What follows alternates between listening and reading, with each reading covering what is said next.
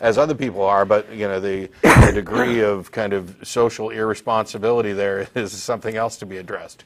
So when you, in your counseling with these guys, obviously you've since changed your position.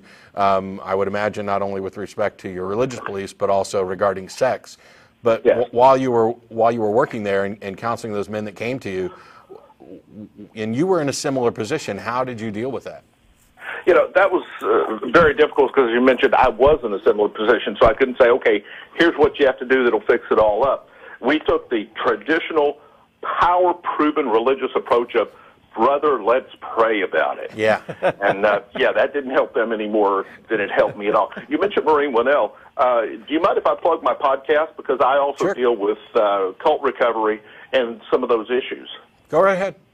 Okay, it's Living After Faith, and you can find it at livingafterfaith.com. And basically, I was diagnosed with PTSD. I'm not familiar with the syndrome she is talking about, but I was diagnosed with PTSD. And in the last 5 years have come through a lot of stuff. And basically, the focus is talking about how you can live positively after you come through this and how to get through it. Yeah. Good. And we've talked about Daryl's organization, Recovering Religionists, and you've got the Living After Faith, and Marlene's dealing with the RTS. I'm glad to see that there's a lot of people recognizing that people who give up or feel that they have to, or by necessity give up their religious beliefs, are put in a situation where they often lose their support from family and friends, their entire social network, their worldview becomes dramatically altered. Now, after I stopped believing, I spent a good deal of time reconsidering all of my beliefs, because all of my fundamental beliefs about morality were directly drawn from the particular doctrines that I believed when I was a Christian. And so when I went through and rethought these, some of them stayed the same, but for different reasons, because I needed a different foundation for those. Some of them changed a little bit, and some of them changed dramatically, and it's because I actually made a conscious effort to go through and say, okay, not only do I want to believe as many true things and as few false things as possible with respect to religion, but I want to make sure that my beliefs about the rest of the world, including morality, and my positions on whether something is moral, immoral, or amoral, match up and have a rational support base that's about evidence. And so there was a lot of work, and it's one of the things that I've talked about when I talk about the superiority of secular morality, is the biggest challenge that we see, or the most frequent challenge that I see to the idea of secular moral systems, is that, without some transcendent, all-knowing God thing, you can't have any moral authority, and then it becomes just impossible, because your view on morality and his view on morality and her view on morality and their view on morality, you have no way of saying which one's right. It's there's no easy way of saying this is right. Well, who said it was supposed to be easy? Right. This is a process of discovery and investigation that is not unlike scientific discovery, and to pretend that we don't have a way of discovering right from wrong it's a cop-out. Religion is the lazy way to come up with moral answers so that you yourself don't have to do the work. And to attack secular moral positions because they're not easy, it's just, it's laughable. And so we see this especially in the realm of sexuality, and not just with regard to how often are you going to have sex with your spouse, but what about premarital sex? What are the limits on that? What about extramarital affairs? What about polyamory? What about homosexuality? What about, the human sexuality covers such a broad spectrum. It's enormous, yeah. And it seems to be that the churches, in many cases, say, okay, out of this broad spectrum, that's the right one. Yeah, but if you think about, most of the religions we're familiar with today are dealing with 2,000 and 3,000-year-old ideas about human sexuality. They have no idea, no conceptualization on the biology and physiology of human sexuality. So it's not just a sliver, it's a negative sliver. It's a sliver that's not even accurate or correct. Yeah. Telling people they can't masturbate, telling people they can't have sex before marriage. Most cultures on the face of the earth already do that. Long before the Christians came along or the Muslims came along and said they couldn't, they were doing it. Rich, I'd just like to ask you to put a plug in for our organization that Matt just mentioned, that's recoveringreligionist.org. Maybe they'll put it up on the screen, but if you're in your podcast, let people know. Certainly do that. We're an organization trying to help people that are getting out of their religions. So sounds like we're on the same wavelength. So how are things going up in Seattle and for you in general now? Life is beautiful now. I am married to the most sex-positive woman, amazing woman. I had huge sex problems coming out of the church, and she happens to be an avid listener of Dan Savage, which you probably know through the... That'll help anybody get over their sex problems. I love Dan Savage. He's great. She absolutely worked with me in ways that were wonderful. Life is happy now. I mean, I'm living the life of my dreams, well, no better than I ever dreamed life could be.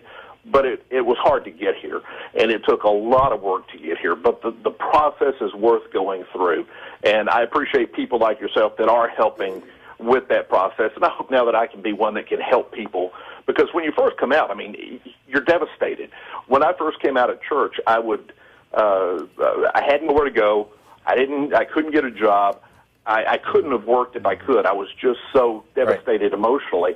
And I would literally sit in a bedroom in my mother's house and pet a 38 special that she had, knowing that if it got worse tomorrow, I could use it. Today, I don't really have to, although I'd like to. But if it gets worse tomorrow, I can use this and end it all. Wow. And that was how I got through those first months.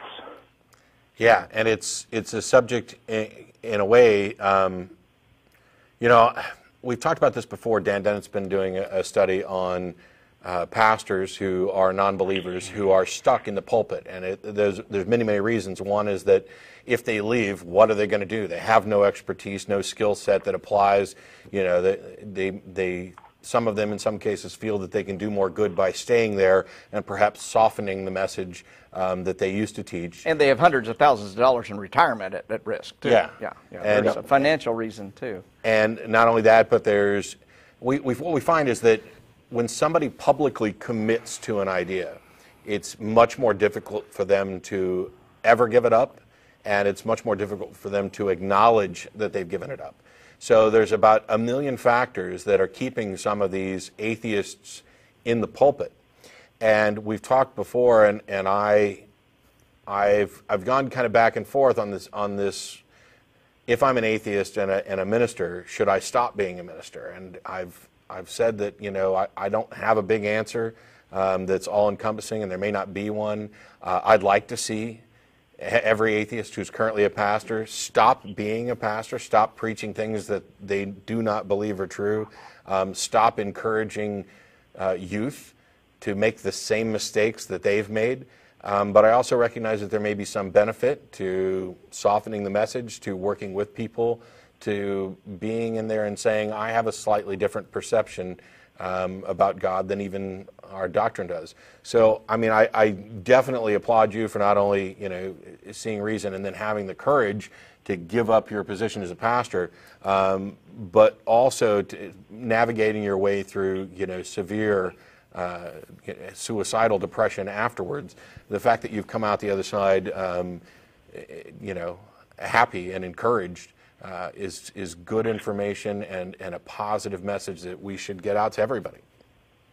I had an advantage that I had a career I could fall back on, but at first I was so depressed I couldn't even pick my kid up at school. I mean, I was just messed up. But absolutely, it is worth working through, and there are ways, and I do suggest people get professional help. I don't think I would have made it without professional help, but there is help available, and fortunately, my heart does go out to many of those pastors. I know pastors who are in the pulpit this day, that do not believe the things they're preaching, but as you said, they have no avenue out. They know it will cost them everything. I knew it would cost everything, but I'll be honest up front, at the time I had no clue what everything really meant. Yeah. But I found out later. And, I'm not surprised at all when I heard about his study that he was doing. I was like, I know some people that are standing behind the pulpit preaching things they don't believe in because they have nothing else that they can turn to. And it's a high cost. Yeah. In all honesty, if I had really known back then as hard as it was going to be and how hard, I don't know if I would have had the courage to do it, but looking back, it's the best thing I ever did. Well, Good for you. We're encouraged to hear that you did it, and I appreciate you calling in early, especially to get in while Daryl was on this week. So yeah, thanks a lot for calling, Rich. And Thank you. Please get back with us if you get more information about your group and helping others out, or more information about pastors who are atheists. Sure, we'll absolutely do that. Thanks, Matt. Bye-bye. All right, I'll go on. We've got Shane in Seattle as well. Hi there. Thank you for taking my call. I'm completely off topic, so I'll be succinct. I've called to offer my best response to the Hitchens challenge. Give an example of... Can I ask a question? I'm sorry, what? Can I ask a question real quick? Of course. Why would you call us to respond to Hitchens challenge? Why don't you call Hitch? First of all, I don't think he's in a condition to answer my question, and secondly... Oh, he's in a perfect condition. His challenge is generally well known, and I would expect your answer to this to be interesting. That's why. If I'm too off topic, I'll call back another week. No, I think we can deal with this in like 30 seconds. What's Hitchens' challenge, by the way, is to name a moral statement or action that's made by a theist that couldn't be made by a non-theist. Exactly correct. So here's my best attempt at an answer. Until 2004, I was part of the ministry of Colonel Robert B. Thiem Jr. in Houston, Texas. And from about... I think he had his church there from 1958 until his death around 2007. From 1967 onward, he made his sermons available on cassette tape to anyone who asked for them, free of charge. By 1978, the operating costs were in the millions per year, and they were shipping about 30,000 worldwide, in part because a lot of military folks were into that ministry. He also shipped out books that he wrote, and the policy that was always emblazoned on the inside cover of the books and in the pamphlets that ship with the tapes was, we do not charge for the Word of God. It's all completely free. And when I, like I said, I'm no longer part of that, but when I would call to order materials, money was never discussed. Now, this may be a failure of my imagination, but I can't think of any good secular equivalent to that. So if this is a lame example, that's fine. So if you can dispel this in 30 seconds, be my guest. Sure, I can dispel it real quick. First of all, giving away free material is exactly what we're doing here right now. But second of all, the challenge is to find a moral action that is specifically limited to theists. You haven't demonstrated that there's anything moral about him distributing propaganda for something that's not demonstrably true. That's fair. Okay, cool. Okay, that's fine. Thanks a lot. Yep. Thanks, Shane. I think it was probably less than 30 seconds. And Hitchens would have eaten that alive. I'm Hitchens light. We got Eric in Las Vegas. How are you? Hi, I'm doing good. This is my first time calling. Well, welcome. Welcome. Hey, I've been watching your show for a while now, and it's actually the first time that I've ever really been introduced to the word atheist, and I still have a hard time for some reason saying that. So I saw your show, just YouTubing, and I was like, oh, what's this? And as soon as I saw it, I was like, there's something inside of me that's like, it just clicked. And I used to go to church. I don't anymore because I just don't have a church near here that I go to, but I started to really try to, like you did, Matt, investigate what did I believe before, and what are these feelings inside of me that are getting me to think that something's off here. So I started reading the Bible, and this has only been the past couple of weeks. I never read the Bible. I never read the Bible before, and I recall, ministries and sermons and all these good things about it. So I was like, well, let's see where those are. And I've gotten into it's Deuteronomy, I think, right now. It's about 1/5 through the Bible, and so far, it's been, I don't know where to begin. It's been about what your other caller was talking about, sex and killing people, and it's the most immoral thing I've ever heard of.